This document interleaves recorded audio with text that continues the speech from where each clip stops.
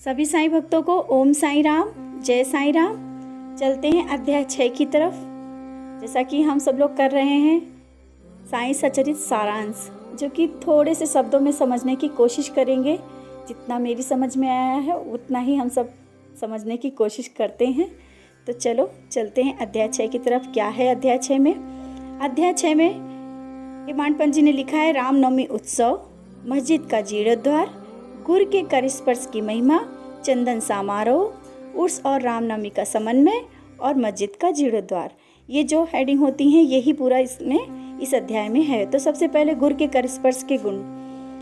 गुर के कर स्पर्श का गुण मतलब बोला गया है कि जब हमारे सदगुरु के स्पर्श को महसूस करने लगते हैं, उनके हाथों का स्पर्श जब हमारे अपने गुरु के, अपने सदगुरु का ध्यान करते हैं, हमें बाबा का ध्यान आता है हम सबको, तो हमारे साईं का जब स्पर्श हम महसूस करने लगते हैं तो हमारी सब परेशानियों का अंत हो जाता है। तो सबसे पहले यही सारांश है, इसमें सबसे चीज़ यही दी गई है कि जब सदगुरु ही नाव के खेवैया हैं, आप ये सोचिए जब हमारे बाबा ही हमारी नाव के खेवैया हैं तो निश्चय ही कुशलता तथा सरलता पूर्वक इस भव सागर के पार उतार ही देंगे। सदगुरु शब्द का उच्चारण करते ही किसकी याद आती है? अपने साईं की। ऐसा प्रतीत होता है मानो स्वयं मेरे सामने खड़े हैं। सच है, जब हम लोग सचरित पढ़ते हैं और बाबा को ध्यान करते हैं तो ऐसा लगता है कि बाबा हमारे सामने ही खड़े हैं। और ऐसा लगता है अगर आप ध्यान करेंगे तो देखो वे अब अपना वरद हंस उठाकर मेरे मस्तक पर रख रहे हैं। आप ये फील करो, आप एहसास करोगे कि बाबा अगर हमें उदी देते हैं और अपना हाथ उठा के मेरे सर पे रख रहे हैं तो आपको पूरा आभास होगा कि बाबा ये सब करें, और बहुत ही अच्छी अनुभूति आती है और हम लोगों का हृदय आनंद से भर जाता है। और जब हम लोग ऐसा फीलिंग आ जाती है, जब हम लोग अनुभव करने लगते हैं तो हमारे आँखों से क्या होता है? आंसू बहने लगते हैं। बाबा के साईं के कर स्पर्श की शक्ति का आश्चर्यजनक है, जो कि बहुत ही अलग है। शरीर को जो संसार को भस्म करने वाली अग्नि से भी नष्ट नहीं होता, वह गुरु के कर स्पर्श में पल भर में नष्ट हो जाता है। सच है, अब जब अपने सदगुरु का ज्ञान और एक कहते हैं ना कर स्पर्श की महिमा, और जब हमारे बाबा का हाथ हमारे सर पे होता है तो जितनी भी जो भी चीज़ें हमारे विकार हैं ना, जो नहीं नष्ट होने वाले होते, जो अग्नि से भी नहीं नष्ट होते हैं, वो हमारे बाबा के कर स्पर्श से, बाबा के हाथों के स्पर्श से वो सब चीज़ें, हमारे विकार नष्ट हो जाते हैं। तो जैसे ही आगे बढ़ते हैं हम लोग, और कहा है अनेक जन्मों के समस्त पाप, जैसे हमने बोला है, नष्ट हो जाते हैं। ऐसे व्यक्ति जिन्हें धार्मिक ईश्वरीय प्रसंगों से अरुचि है, उनके मन भी स्थिर, जैसे कि बाबा का अनुभव जो हम एहसास कर लेते हैं तो हम कितना भी हम सचरित से दूर जाने की कोशिश करें और पूजा पाठ से दूर जाने के, लेकिन हम जब उनका एहसास कर लेते हैं तो अपने ओर खींचे चले आते हैं और हम बाबा के अनुभव महसूस करने लगते हैं। और जब हमारा ऐसा महसूस होने लगे कि साईं बाबा के मनोहर रूप के दर्शन कर, और जब हमें बाबा का दर्शन होने लगता है तो हमें कैसे आभास होता है कि हमारे कंठ प्रफुल्लता से रुक जाते हैं। जैसे कि हम लोग एहसास करते हैं बाबा को हमने अनुभव किया तो हमारे कंठ, हमारे गले में एक रुदन सा होने लगता है, हम लोग रोने से लगते हैं, अपने आप अश्रुधारा, ये आँखें बहने लगती हैं, आंसुओं मतलब रुक नहीं पाते आंसू, और गला मतलब ऐसा लगता है कि किसी ने बंद कर लिया है, क्योंकि हम लोग उनका अनुभव कर पाते हैं। तब ये सब चीज़ें अपने आप ही होती हैं, हम लोग चाह कर भी ना, मतलब हम लोग चाहते भी नहीं है और वो चीज़ें हमारे साथ होने लगती हैं। तो ये सब है सदगुरु, हमारे गुरु के स्पर्श की महिमा बताई जा रही है। जब हमारे गुरु का स्पर्श, जब हम लोग अपने बाबा को करीब से पहचान जाते हैं और उनका अनुभव महसूस करने लगते हैं तो ये सब चीज़ें हमारे सबके साथ होने लगती हैं। और जब हम कभी भी साईं सचरित पढ़ते हैं और उनका अनुभव करते हैं तो बाबा को जब एहसास करते हैं, सचरित पढ़ते पढ़ते ही हमारे आँखों से आंसुओं की धारा बहने लगती है और हम लोग कहते हैं क्यों रो रहे हैं? वो साईं सचरित पढ़ने से हमारे बाबा का एहसास होता है, ये एहसास होता है कि बाबा का स्पर्श हम लोग महसूस कर रहे थे, इसलिए अपने आप आँखें बहने लगती, आंसू बहने लगते हैं और हम लोग समझ ही नहीं पाते ये आंसू क्यों बह रहे हैं। और बाबा कभी किसी रूप में, कभी राम या कृष्ण रूप में हमारे सामने आकर के कभी न किसी रूप में दर्शन देते हैं। तब बाबा श्री कृष्ण का स्वरूप धारण कर लेते हैं। जब मुझे ऐसा प्रतीत होने लगता है कि वे ही भगवत या भक्तों के कल्याण उद्योग गीता सुना रहे हैं, तब कभी मैं किसी से वार्तालाप किया करता हूँ तो मैं बाबा की कथाओं को ध्यान में लाता हूँ, जिससे उनका उपयुक्त अर्थ समझाने में सफल हो सकूँ। तब एक शब्द वाक्य की रचना भी नहीं कर पाता, परंतु जब मैं स्वयं कृपा कर मुझसे लिखवाने लगते हैं, कहते हैं ना कि बाबा के कर स्पर्श का जो बारे में बोला गया है, तो अगर आप किसी से ये बोल के करें कि ये मैं कर रहा हूँ, तो वहाँ पे हम लोग रुक जाते हैं। लेकिन जहाँ पर हम लोग गुरु को सामने रख कर के और किसी कार्य को प्रारंभ करते हैं, तो वो अपने आप ही होने लगता है। हेमांत पंत जी ने यही कहा है कि अगर हम बाबा का नाम लेकर किसी कार्य को अगर लिखने पे बैठते थे, तो अपने आप वो लेखनी आगे चलती जाती थी और हम समझ ही नहीं पाते थे हम क्या लिख रहे हैं और लिखते चले जाते थे। तो हेमांत पंत जी ने उसी के बारे में कहा है कि स्वयं कर्ता की भावना नहीं लाना चाहिए, स्वयं मैं में नहीं होना चाहिए कि मैं कर रहा हूँ। नहीं, मैं नहीं कर रहा हूँ, हमारे साईं कर रहे हैं, हमारे गुरु कर रहे हैं, तो वो कार्य होता चला जाएगा। तो बाबा को नमन कर अनन्य भाव से उनकी शरण में जाता है, उसकी हर साधनाएं, जो परेशानियां होती हैं सब दूर हो जाती हैं और साधना करने से धर्म, अर्थ, काम, मोक्ष उसे सहज ही प्राप्त हो जाते हैं। ईश्वर के 5 पहुँचने के 4 मार्ग हैं, कर्म, ज्ञान, योग और भक्ति। ये जो 4 मार्ग दिए गए हैं, इनके माध्यम से हम साईं तक पहुंच सकते हैं, अपने बाबा तक पहुंच सकते हैं। कैसे? भक्ति करके, ज्ञान प्राप्त करके। और इन सब चीज़ों में बहुत चीज़ें हैं कि कंकड़, कीट, गड्ढों और खाइयों से परिपूर्ण है ये सब चीज़ें। जब कर्म करेंगे ना तो भी परेशानी आएगी, ज्ञान प्राप्त होगा तभी बहुत परेशानियों से हमें गुजरना पड़ेगा, योग करेंगे तब भी हमें बहुत ही परेशानियों से गुजरना पड़ेगा और भक्ति करने पर भी परेशानियों से ही गुजरना पड़ेगा। तो ये जो 4 मार्ग है ना, बहुत ही पत्थरों से भरे पड़े हैं और इनको पार करना, सद्गुरु का जब हाथ हमारे सर पे होता है तो हम लोग पार कर लेते हैं। और जब ये चारों रास्तों पे चलना है तो हमें दृढ़ता के साथ अपने सद्गुरु का अपने ध्यान करते हुए आगे बढ़ना चाहिए। और अगर हमें सद्गुरु पर विश्वास है तो ये जो कितने भी रास्ते में कंकड़ आए, ये चारों रास्तों को हम लोग पार कर लेते हैं। जब ये चारों रास्ते हम पार कर लेंगे तो हम सद्गुरु तक पहुंच ही जाएंगे। और इसमें सबसे बड़ी चीज़ है, तुम अपने ध्येय अर्थात ईश्वर तक आसानी से पहुंच जाओगे। विश्व को उत्पत्ति, रक्षण और लय आदि में भिन्न भिन्न शक्तियों के प्रकृत एकत्व, इसे ही ग्रंथकारों ने दर्शाया है। भक्तों के कल्याण श्री साईं बाबा ने स्वयं जिन वचनों से आश्वस्त किया था, देखो इसमें बाबा ने जो अध्याय 6 में है, इसमें ही कहा है बाबा ने कि जो मेरे ये देखो 4 रास्ताएं पथ बताए गए हैं, जो रास्ता बताए गए, अगर इनको चलते हुए बाबा की शरण में जाते हैं तो उस बाबा ने स्वयं कहा है कि मेरे बच्चों के घर, मेरे भक्तों के घर अन्न तथा वस्त्रों का कभी अभाव नहीं होगा।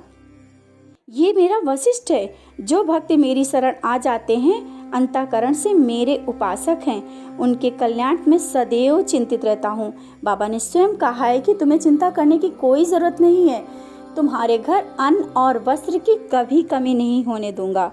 और यही कृष्ण भगवान ने भी गीता में यही समझाया। इसलिए भोजन तथा वस्त्र के लिए कभी भी हमें सद्गुरु के चरणों में जाने के बाद हमें धन, अन्न और वस्त्र, इन चीज़ों की अभिलाषा ही नहीं होनी चाहिए, क्योंकि वो तो हमारे सद्गुरु सबसे पहले देने के लिए तैयार बैठे हैं। हम लोगों को क्या करना चाहिए? हमें अपने गुरु को स्वयं गुरु से मांग लेना चाहिए कि अगर हमें हमारे गुरु ही मिल जाएंगे तो हमें तो सब कुछ, सभी अभिलाषाएं हमारी पूरी हो जाएंगी। तो यही सबसे पहले है, संसारिक साधनों से कुपथगामी मत बनो। हम लोग संसार में जो भी आए हैं और हम लोग उसमें जो भी चीज़ें होती हैं वो हम सब मांगने की कोशिश करते हैं, तो वो चीज़ ना मांग करके स्वयं हम अपने बाबा को मांगने की कोशिश करें, बाबा को जानने की कोशिश करें। ठीक है ना? बाबा के उपयुक्त शब्दों को उद्धृत कर ग्रंथकार शिरडी के रामनवमी, और फिर यहाँ से आता है रामनवमी उत्सव। बाबा के कर स्पर्श की महत्व और बाबा के कर स्पर्श, बाबा का जो हम लोगों के हाथों का स्पर्श जो बोलते हैं महत्व, और बोलते हैं ना कि बाबा का, अपने सद्गुरु का जब स्पर्श मिल जाता है ना, तो हमारे जो विकार हैं, हमारे जो अंदर जो गलत भावनाएं हैं, अपने आप निकल जाती हैं। और ये भी इसमें बताया गया कि जो 4 पथ बताए गए हैं, रास्ते बताए, वो बहुत ही कठिन है और उनको पार करने से हमारे गुरु, जो हमारे ज्ञान, हमारे बाबा हैं, उनको करना है तो हमें इन रास्तों पे हमें चलना है। फिर आते हैं हम लोग प्रारंभ, अब ये अध्याय शुरू होता है। कोपर गांव में श्री गोपाल राव गुंड नाम के इंस्पेक्टर थे। वे बाबा के बहुत अच्छे भक्त थे। उनकी 3 स्त्रियाँ थीं पर उनके बच्चे नहीं हो रहे थे, उनके संतान कोई नहीं थी और बाबा की कृपा से उन्हें पुत्र रत्न की प्राप्ति हुई। इस हर्ष के उपलक्ष्य में सन 1897 उन्हें विचार आया कि शिरडी में मेला और उर्स भरवा। जब उन्हें खुशी का अनुभव हुआ और उन्होंने सोचा कि चलो शिरडी में उर्स का अनुभव मतलब करते हैं, मेला जैसे जो बोलते हैं ना वो करते हैं। और उसमें तात्या पाटिल, तात्या कोते पाटिल और माधवराव के समक्ष विचार प्रकट किया। इन सभी को विचार अति रुचिकर और प्रतीत हुआ और उन्होंने बाबा से स्वीकृति प्राप्त करने के लिए बाबा के पास गए और बाबा ने भी स्वीकृति कर दी। परंतु ग्राम कुलकर्णी पटवारी के आपत्ति उठाने के कारण स्वीकृति प्राप्त न हो, परंतु बाबा का आश्वासन, देखो बाबा ने हाँ बोल दिया तो सबने फिर हाँ बोल दिया। बाबा की अनुमति से रामनवमी का उर्स भरना निश्चित हुआ और सब तैयारियां शुरू हो गईं और आज्ञा दे दी। उर्स व रामनवमी के उत्सव का एकीकरण हिंदू मुस्लिम एकता जो भविष्य की घटनाओं से स्पष्ट है। अध्याय 6 में बहुत ही अच्छे शब्दों में से कहा गया, हिंदू और मुस्लिम एकता जो भविष्य की घटनाओं से भी ही स्पष्ट है कि ये ध्येय पूर्ण सफल हुआ। प्रथम बाधा तो किसी प्रकार हल हो गई। द्वितीय कठिनाई हुई जल की, जो शिरडी में जल की प्रॉब्लम थी उसको भी दूर किया गया बाबा ने। जैसा कि शिरडी में एक कुआं था, उस कुएं से होता ना उससे पानी में तो फिर बाहर से भी पानी आएगा। मतलब इसी तरीके से पूरी तैयारियां की जा चुकी थी। छोटी छोटी दुकानें बनाई गई, बांसों की दुकानें, कच्ची दुकान, मतलब टेम्परेरी पूरे तरीके से जैसे मेला के लिए जो जितना इंतजाम होते सब किए गए। श्री साईं बाबा की कृपा से और इन गोपाल राव कुंड के एक मित्र दामू अन्ना जो थे कसार अहमदनगर में रहते थे, वो भी संतानहीन थे और उनको भी पुत्र रत्न की प्राप्ति हुई। श्री साईं बाबा की कृपा से उनको भी पुत्र रत्न की प्राप्ति हुई। श्री गुंड ने उनसे एक ध्वज देने को कहा। एक ध्वज ध्वज जो जागीरदार है नाना साहेब निमोड़कर ने दिया। ये दोनों ध्वज बड़े समारोह के साथ गांव से निकाले गए। आज भी शिरडी में दोनों ध्वज वैसे ही निकाले जाते हैं। आप सबने देखा होगा, जो ये रामनवमी का उत्सव जैसे चालू हुआ था और जो पहले किया गया वो आज भी वैसे ही चल रहा है। दोनों ध्वज आप शिरडी में वैसे ही देख रहे होंगे। फिर इसके बाद आता है चंदन समारोह। इस मेले में एक अन्य कार्यक्रम का भी श्री गणेश हुआ जो चंदन उत्सव के नाम से प्रसिद्ध है। यह कोरहल के एक मुस्लिम भक्त ने अमीर शक्कर दलाल ने उनके मस्तिष्क मतलब उनके दिमाग में आया कि चलो हम भी कुछ करते हैं और उन्होंने ये कहा कि चलो कुछ करते हैं और बाबा का जो उत्सव है उसमें हम लोग भी शामिल होते हैं। और उनके लिए उन्होंने क्या किया, बहुत सा चंदन घिसा जाता था। रामनवमी के बाद फिर ये भी त्यौहार चालू हुआ कि बहुत सा चंदन घिसा जाता और चंदन में धूप थालियों से भरी जाती, लोबान जलाते, अंत में उसे मस्जिद के पहुंचाया जाता था। जुलूस समाप्त हो जाता था, थालियों में चंदन का धूप नीम और मस्जिद की दीवारों में डाल दिया जाता है। इस उत्सव का प्रथम 3 वर्षों तक श्री अमीर शक्कर ने किया, उसके पश्चात उनकी धर्मपत्नी ने किया। इस प्रकार हिंदुओं द्वारा ध्वज और मुसलमानों द्वारा चंदन का जुलूस एक साथ चलने लगा और अभी तक उसी तरह चल रहा है, जैसा कि हमने बताया कि वैसे ही चल रहा है। फिर प्रबंध रामनवमी के दिन साईं बाबा के भक्तों को अत्यंत प्रिय है, पवित्र है। कार्य करने के लिए बहुत ही स्वयं सेवक तैयार हो जाते हैं। वे मेले के प्रबंध में सक्रिय भाग लेते हैं। बाहर के समस्त कार्य, देखिए रामनवमी का त्यौहार बहुत ही मतलब कुशलता से तैयारियां शुरू हो रही थी। सबको कार्य बांटे जा रहे थे, कौन क्या काम। साईं बाबा की एक परम भक्त थी महिला राधा कृष्ण माई संभालती थी। इस अवसर पर उनका निवास स्थान अतिथियों से परिपूर्ण था और जो राधा कृष्ण माई थी उनके यहाँ जो गेस्ट आते थे, जो बोलते हैं ना कि अतिथि, उनका स्वागत उनके घर में होता था और वो ध्यान रखती थी।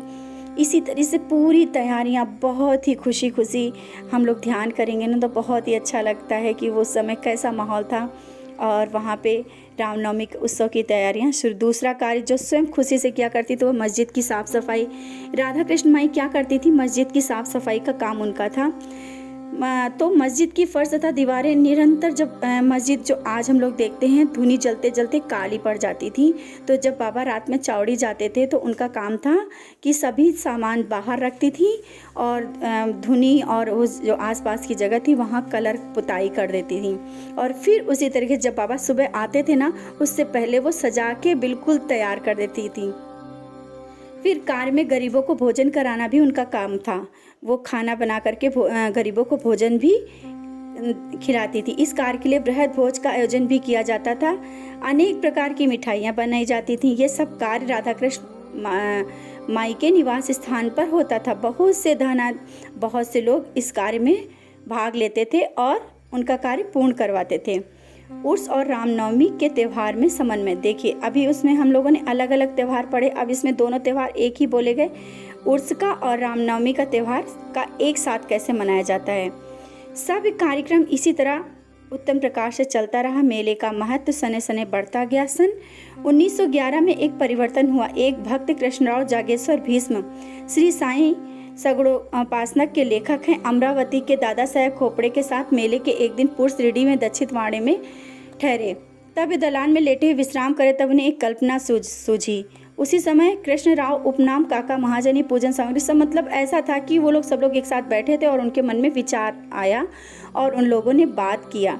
उन्होंने सोचा कि शिरडी में उर्स या मेला ठीक रामनवमी के दिन ही भरता है, उसमें अवश्य कोई रहस्य है। मतलब उन्होंने सोचा कुछ न कुछ तो कारण है जो रामनवमी के दिन ही क्यों होता है। रामनवमी का दिन हिंदुओं को बहुत ही प्रिय, कितना अच्छा होता है ये रामनवमी उत्सव। अर्थात श्री राम का जन्म उत्सव दिवस का भी श्री गणेश कर दिया जाए। काका महाजनी का यह विचार रुचकर प्रतीत हो। और अब मुख्य कठिनाई हरदास की, और हरदास आप जानते हैं ना कि जो गाना गाते थे, मतलब बाबा के भजन और बाबा की लीलाओं का गुणगान करते थे, उन्हें हरदास कहते हैं। इस अवसर पर कीर्तन करना, जो कीर्तन करते थे तो हरदास बोलते हैं। परंतु भीष्म ने इस समस्या का हल कर दिया। उन्होंने कहा मेरा सचरित राम आख्यान, जिसमें राम जन्म का वर्णन है, तैयार हो चुका है, मैं उसका ही कीर्तन। सब पूरी तैयारियां, मतलब कहते हैं ना कि कौन कीर्तन करेगा, कौन हारमोनियम बजाएगा, राधा कृष्ण। और फिर राधा कृष्ण माई को क्या कहा गया, सोट और शक्कर से मिश्रित चूर्ण तैयार कर लेना, जो कि प्रसाद में बांटा जाएगा। और राधा कृष्ण माई ने क्या किया, सोट और शक्कर मिक्स किया और प्रसाद तैयार। ये दोनों शीघ्र बाबा की स्वीकृति प्राप्त की गई। मस्जिद गए, बाबा तो अंतर्यामी थे, तो उन्हें ज्ञात हो गया कि वाड़े में क्या क्या बात चल रही। बाबा ने महाजनी से प्रश्न किया, वहाँ क्या चल रहा है। इस आकस्मिक प्रश्न से महाजनी घबरा गए। बाबा के शब्दों का अभिप्राय न समझ सकने के कारण वह स्तंभ हो गए, मतलब वो चुपचाप हो गए कि हम लोग तो वहाँ बात कर रहे थे और बाबा को कैसे पता चल गया। तब बाबा ने भीष्म में पूछा, क्या बात है। भीष्म ने रामनवमी उत्सव मनाने का विचार बाबा के सामने प्रस्तुत किया तथा स्वीकृति देने की प्रार्थना की। बाबा ने सहज अनुमति दे दी। बाबा ने कहा, हाँ तुम करो जा करके और अपने त्यौहार अच्छे से मनाओ। भक्त बहुत खुश हो गए कि बाबा ने हाँ बोल दिया। सब तैयारियां शुरू हो गई। रंग बिरंगी झंडियाँ मस्जिद सजा दी गई। बिल्कुल बहुत ही प्यारे ढंग से मस्जिद को सजाया। श्रीमती राधा कृष्ण माई ने एक झूला लाकर बाबा के आसन के समक्ष रख दिया। फिर उत्सव प्रारंभ हो गया। भीष्म कीर्तन करने खड़े हो गए। महाजनी हारमोनियम, मतलब पूरा तैयारी हो गई। बाबा महाजनी को बुला, वहाँ सब लोग एकत्रित हो गए। जब बाबा के समीप गए तो बाबा ने उनसे प्रश्न किया, ये सब क्या है, तब ये झूला क्यों रखा है। महाजनी बताया कि रामनवमी का कार्यक्रम आरंभ हो गया, इसी कारण यह पालना यहाँ रखा गया है। बाबा ने निम्बर पर से 2 हार उठाए, उसमें से एक हार तो उन्होंने काका जी के गले में डाला, दूसरा हार भीष्म को दे दिया। अब कीर्तन प्रारंभ हो गया। कीर्तन समाप्त हुआ तब श्री राम की जयकार हुई। उच्च स्वर से जय जयकार हुई कीर्तन के स्वर। और जब कीर्तन चल रहा था ना, तो सब ने खुशी से गुलाल उड़ाना शुरू किया। और इसमें कहा गया, जब गुलाल डाला जा रहा तो एकदम से बाबा गुस्सा करने लगे, तो सब परेशान हो गए। बाबा गुस्सा के देखा तो बाबा की आंख में जो गुलाल का जो है कण होता है, बाबा की आंख में चला गया था। और बाबा बहुत ही क्रोधित हो गए और उल्टा सीधा बहुत ही गुस्से में कहने लगे। बाबा जब बोलते थे ना, ये जो अब शब्द बोलते थे वो बहुत ही प्यारे शब्द होते थे, बहुत ही सबको अच्छे। और लेकिन हाँ, सब लोग डर गए, इसलिए शांत होकर के खड़े हो गए। लेकिन कोई बाबा की बातों का बुरा नहीं मानता था। उन शब्दों तथा वाक्यों को उन्होंने आशीर्वाद समझा। उन्होंने सोचा आज राम का जन्मदिन है ना, तो देखो बाबा ने ऐसा, मतलब जब गुस्सा किया तो सब लोगों ने सोचा कि आज रामचंद्र जी का जन्मदिन है, इसी कारण बुराई का नाश होना है ना, तो बाबा ने ये गुस्सा दिखाई है। तो राक्षसों के संहार के लिए बाबा को क्रोध उत्पन्न होना सर्वाधिक उचित है। इसके साथ साथ उन्हें यह विदित था कि जब कभी भी शिरडी में कोई नवीन कार्यक्रम रचा जाता था तो बाबा इसी प्रकार कुपित हो जाए। बाबा की देखो लीला को कोई हम लोग कभी ना आज भी समझ पाए, ना पहले ही कोई समझ पाए। जब भी कोई भी नया कार्य होता था ना, कुछ नई चीज़ें होती थी, तो बाबा थोड़ा बहुत तो गुस्सा किया करते थे, सबको उसकी आदत पड़ चुकी थी और बाबा का आशीर्वाद समझते थे। थोड़ी देर सब लोग शांति से खड़े रहे, इसके बाद फिर बाबा ने बिल्कुल शांत हो गए फिर से वैसे। लेकिन हाँ, जब बाबा गुस्सा हो रहे थे तो राधा कृष्ण माई ने डर गई और उन्होंने झूला मतलब थोड़ा इशारे से कहा कि झूला हटा लो, कहीं ऐसा ना हो कि बाबा गुस्से से झूले को भी तोड़ दे। कुछ समय पश्चात बाबा शांत हो गए। उसी दिन की महापूजा और आरती का कार्यक्रम समाप्त हो गया। इसके बाद काका महाजनी ने बाबा से झूला उतारने की अनुमति मांगी, परंतु बाबा ने अस्वीकृत कहा कि अभी जन्मोत्सव संपूर्ण नहीं हुआ, अगले दिन गोपालकाला उत्सव मनाया जाएगा। बाबा ने स्वयं कहा कि सब त्यौहार एक साथ मनाए जाएंगे, इसके बाद झूला उतारा जाएगा। उत्सव में क्या किया गया? दही और पोहा मिट्टी के बर्तन में लटका दिया जाता था। कीर्तन समाप्त होने पर बर्तन को फोड़ दिया जाता, इसके प्रसाद सब लोग ले लिया करते थे। जिस प्रकार श्री कृष्ण ने ग्वालों के साथ किया था रामनवमी का उत्सव, इसी तरह दिन भर दिन के साथ ध्वजों का जुलूस, जो आज भी देखते हैं सब लोग कि ध्वज जो हैं, ध्वजों का जुलूस आज भी चलता है। रात के समय का चंदन समारोह धूमधाम से ये सब चलता है। इस समय के पश्चात उस रामनवमी का परिवर्तन हो गया और ये त्यौहार इसी तरीके से मनाया जाने लगा। फिर हम लोग आते हैं मस्जिद का जीर्णोद्धार। किस प्रकार मस्जिद का जीर्णोद्धार हुआ? जिस प्रकार उर्स मेला लगाने के विचार प्रथम श्री गोपाल कुंड को आया था, उसी प्रकार मस्जिद का जीर्णोद्धार, मस्जिद को सही मस्जिद जो थी वो पुरानी थी और मतलब टूटी हुई थी, उसको कैसे सही करना है उनके मन में आया। तो उन्होंने इस कार्य के निमित्त पत्थर एकत्रित किया, वर्गाकार करा, परंतु इस कार्य का श्रेय उन्हें प्राप्त नहीं था। वह सुयश तो थे, नाना साहब चंदोकर के लिए सुरक्षित था। फर्श का कार्य काका साहब दीक्षित के मत सब लोगों ने अपना अपना कार्य बांट लिया। पूरी तैयारियां शुरू हो गई और जो कहते हैं ना लोहे के खंभे, जब बाबा रात को चौड़ी में चले जाते थे तो यहाँ इधर कार्य डेली होने लगता था। मस्जिद का आंगन बहुत ही छोटा था और सब लोग बैठ नहीं पाते थे, तो काका साहब दीक्षित ने आंगन को बढ़ाकर उसके ऊपर छप्पर बनवाना चाहते थे। यथेष्ट द्रव्यराज से व्यकर उन्होंने लोहे के खंभे और बल्लियाँ वगैरह सब लगा दी। कार्य प्रारंभ हो गया। दिन रात परिश्रम भक्तों के लोहे के खंभे जमीन पर गाड़े गए। दूसरे दिन बाबा चावड़ी से लौटे और उन्होंने लोहे के खंभे देखे और गुस्से से उखाड़ के फेंक दिया। बाबा की लीला बहुत ही निराली है और वो क्रोधित हो गए। हाथ से खंभा पकड़कर उखाड़कर फेंकते, दूसरे हाथ से उन्होंने तात्या का साफा था वो भी उतार के फेंक दिया और उसे आग जो जल रही थी ना, धुनी जल रही थी ना, फेंक दिया उसी में। बाबा के नेत्र बिल्कुल लाल अंगारे के सदृश दिख रहे थे। किसी को भी उनकी ओर आँख उठाकर देखने का साहस नहीं था। सभी बुरी तरह से भयभीत होकर विचलित होने लगे। अब क्या होगा? भोगी जी सिंधे, जो आप सब जानते हैं, बाबा के बहुत ही प्यारे भक्त हैं, कोड़ी भक्त हैं, कुछ साहस कर आगे बढ़े पर बाबा ने उन्हें धक्का देकर पीछे ढकेल दिया। माधवराव भी वही गत हुई। बाबा उनके ऊपर भी ईंट उठाकर फेंकने लगे। जो भी उन्हें शांत करने गया उनकी वही दशा हुई। ये बाबा का बहुत ही प्यारा स्वरूप, बाबा की बहुत ही अद्भुत लीला है। जब हम लोग पढ़ते हैं ना तो बहुत ही अच्छा लगता है। बाबा ऐसे करते थे, वो बाबा का प्यार है। और कुछ समय के पश्चात क्रोध शांत होने पर बाबा ने दुकानदार को बुलाया और एक जरीदार साफा खरीदकर अपने हाथों से तात्या के सिर पर बांधने लगे, जैसे उन्हें विशेष सम्मान दिया गया हो। यह विचित्र व्यवहार देखकर भक्तों को आश्चर्य हुआ। समझ नहीं पा रहे थे कि किस अज्ञात कारण से बाबा ने इतने क्रोधित हो गए। उन्होंने तात्या को क्यों पीटा? तात्या को उन्होंने मारा भी था। तत्क्षण ही उनका क्रोध शांत क्यों हो गया? बाबा कभी कभी अति गंभीर तथा शांत मुद्रा में रहते थे और प्रेम पूर्वक वार्तालाप किया करते, परंतु अनायासी बिना किसी गोचर कारण वे क्रोधित हो जाया करते। ऐसी घटनाएं देखने में आ चुकी हैं, परंतु मैं इसका निर्णय नहीं कर सकता कि उसमें क्या लिखूं और क्या छोड़ूं, हेमांड पंत जी ने कहा है। अतः हेमांड पंत जी ने इस अध्याय में कहा है कि कौन सी छोड़ें और क्या लिखें, हमें खुद नहीं समझ में आता। जैसे जैसे याद आता जाएगा हम लिखते जाएंगे। तो इसमें बाबा की जो लीला लास्ट में जो दिखाई है, बाबा इतना प्यार करते थे, प्यार कि कोई दूसरा ना कह पाए। इससे पहले बाबा क्रोधित होकर के उन सब चीज़ों को हमारे सबके ऊपर निकाल देते थे। आज भी वही सब चल रहा है, लेकिन हम लोग समझ नहीं पाते। तो बस ये साइंस